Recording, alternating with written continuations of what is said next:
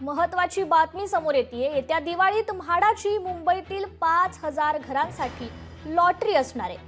तत्पूर्वी जुलै महिन्यात म्हाडाच्या कोकण मंडळाकडून सुमारे 4,000 घरांची बंपर लॉटरी काढली जाणार आहे। यातील सर्वाधिक घरे हे ठाणे आणि कल्याणमध्ये असणार आहेत, अशी माहिती सूत्रांनी दिली आहे। म्हाडातर्फे दरवर्षी राज्यात सुमारे 30,000 घरांची लॉटरी काढण्याचे नियोजन आहे। त्यानुसार दर 3 ते 4 महिन्यांनी कुठल्या ना कुठल्या मंडळाची लॉटरी निघणार आहे। या संदर्भात आपण जाणून घेणार आहोत। आपले प्रतिनिधी भूषण शिंदे आपल्याशी जोडले गेलेले आहेत। भूषण, काय द्याल याबद्दलची अधिक माहिती?